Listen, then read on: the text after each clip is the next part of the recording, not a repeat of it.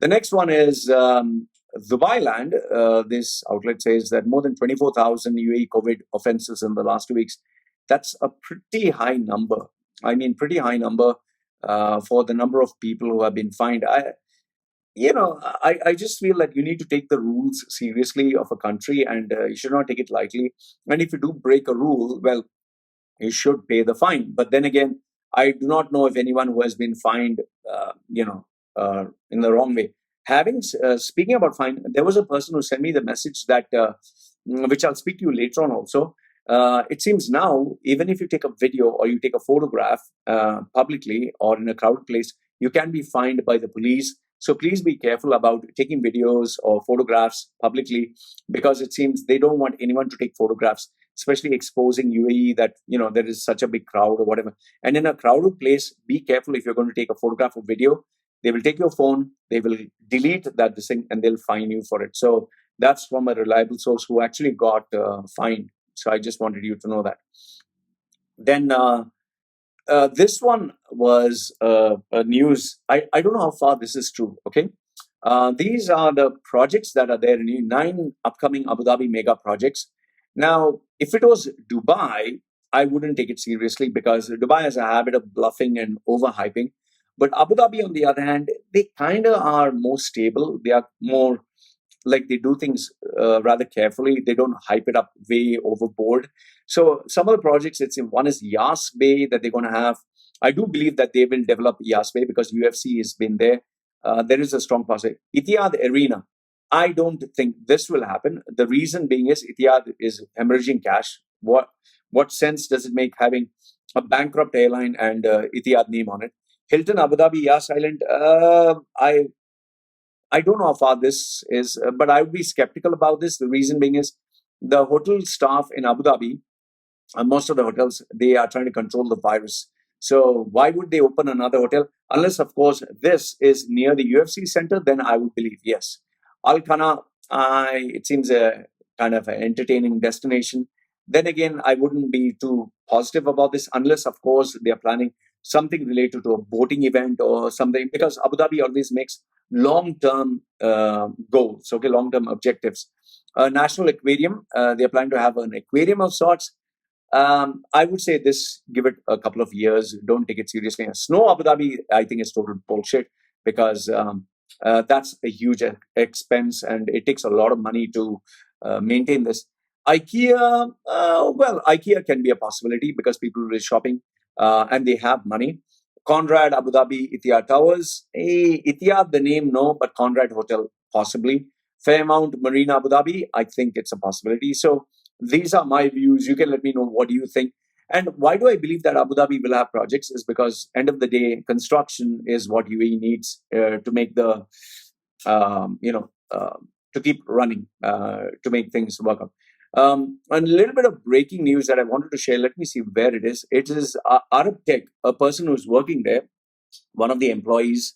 What he told me is Arabtec is shutting down because they met and discussed. He shared with me an official letter, which I obviously don't want to share with you guys, but it seems that they have not been able to survive all these scandals and all the problems that they're taking place. So they're liquidating the company, and the employees, well, they are going to have, they're going to end up with the short end of the stick. So he did share general letter, but the actual official letter that was shared to him, he told me not to share. Okay. This one is a big one, which I want to share with you, a really big one, which I thought is like, wow. Now, here it says, in Loving Dubai, breaking news, UAE new law make it possible for expats to become Emirati. Now, I'll read out the article and I'll give you my thoughts. This is what it says. Breaking new UAE laws make it possible for expats to become Emirati. Okay, fine. Let's see. United Arab Emirates Ministry of Justice has issued a circular that demonstrates the amendments made to the UAE Citizenship Act. Now, I do not know where is this officially. This is only the claim that is put here. It has not been mentioned in Gulf News. It has not been mentioned in Khaleej Times. It has not been mentioned in CNN, BBC, Reuters, nowhere. It's only mentioned here. So for me, this is just a proposal. This is not actually official. Okay. The new amendments allow for investors, which I believe they want investors, entrepreneurs, means rich guys, Professionals, yes, Sheikh Mohammed always wanted professionals. Means you're talking of very highly educated people, okay? And it's not citizenship that they'll give them, but they'll give them a visa which makes them very easy to, like visa on arrival, or the ease of for them to enter the country, because these are people that add value to a country, okay? Especially people loaded with money and talent of any nationality, to be granted an official UAE citizenship in compliance with the list of conditions. So let's look at the conditions. Those eligible for an Emirati citizenship will have to renounce their original nationality. Now, here's my question to you.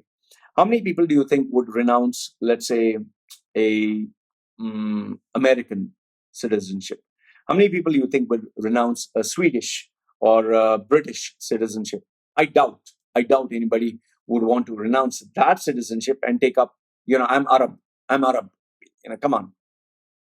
Let's be real here. Okay. Someone from Bangladesh, someone from Africa, someone from Pakistan, someone from India. And Indians also, let me tell you this, Indians are very proud of their nationality. It's only someone who is really low financially would say, okay, I'll take up a UAE citizenship just to stay there. Or someone who's Muslim.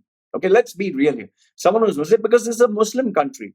That is why you see Muslims wearing an Arab kandura dress. That's why you see Bangladeshis, they call them palochis or whatever. Pakistan, they wear these Arab dress. But you'll never see, imagine how funny it would look if you have a British guy wearing a kandura. It looks so odd, man. Come on. So I personally, this very sentence that you have to renounce your citizenship would deter most of the people. They'll say, fuck that. I'm not going to. So they're very smart. They're playing their cards very well. They know that people will not want to renounce their citizenship. And one of the reasons why I believe that UAE will not want to openly invite people to become citizenship is because the Arab culture, which is so precious to them, their religion, Islam, the Arabic culture, as it is, there are only hardly 10% of Emirati locals in UAE. Okay, 10%. The rest, 80 to 90%, is all expats. Their culture, the tradition, it will all get eroded. Look what has happened to UK. Before, there were only whites, or there were these Goras, as you call it. Today, you'll see an African, you'll see so many Indians, you'll see Pakistan, you'll see Sardars who say, I'm a British citizen. Sorry, my accent is pretty fucked up. So it's become a potpourri mess. Like when you say British or the English culture, you think of a white, if you see any of the Indian kind of what do you call British Raj, you see these guys were white and they had pink cheeks, and white guys like Scottish, like. But today, if you say British, you'd see an Indian guy. Hi, my name is Ramesh Sundar. I'm a British national. Ramesh Sundar. Ramesh Sundar is fucking Indian. So the problem is the culture, the tradition. Just imagine tomorrow if he says, my name is Richardson. I'm an Emirati. You'll be like, what? Richardson is not fucking Emirati, So they want to preserve their culture. They want to preserve their religion. They want to preserve, because if they make it easy to become citizens, this culture will no longer exist. It will no longer. That is why they're very particular of, Islam is very particular that if you get married to someone from another religion, they have to convert to Islam, not you can convert to another religion. So keep that in mind. The Arab culture, the Islamic religion, they are very, very conservative. They don't want it to be eroded. Okay. The next is the conditions for granting citizenship include the following. 1, renounce his or original nationality and other nationalities that he holds, which is 90% will say no. Have a lawful and continuous residency in the country, which is okay and acceptable. To be proficient in Arabic language, well, which is not many people would be able to do that. To have a legitimate means of substance, that means you want rich people. To have academic qualifications. Highly educated people and rich people would not want an Emirati citizenship because they can get citizenship anywhere in the world. Why do you want a small desert land? To be of good conduct, which is acceptable. That he has not been convicted of any felony or misdemeanor that violates honor or trust unless she is rehabilitated. In other words, they don't want criminals. Okay. 8, to obtain security approval. Okay. That means you should not have any bad record. And to swear an oath of allegiance to the UAE, which is understood. It's normal with every other country. Okay. Then remaining, they were talking about the long-term visas. So, what do you think? What do you think? Do you think that UAE is going to make it easy to get citizenship, or do you think this is just because they want to be shown as a very progressive society that they are saying this, or maybe that they want to get seats in the UN, or what is it?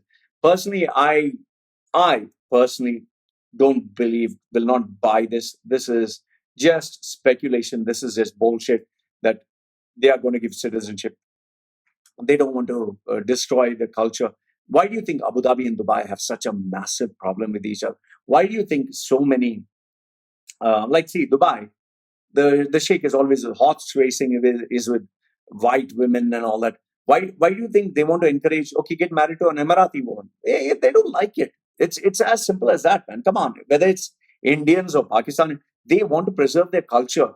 You can see so many families say, why don't you get married to someone within our culture and community? Okay, and another thing is, um, if you actually look at the Arabs who have educated in the Arabic Islamic culture, you see them, and then you see their children.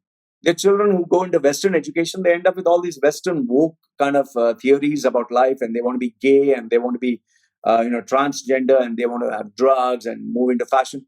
The Arabic culture does not approve of this. Islam doesn't approve of this.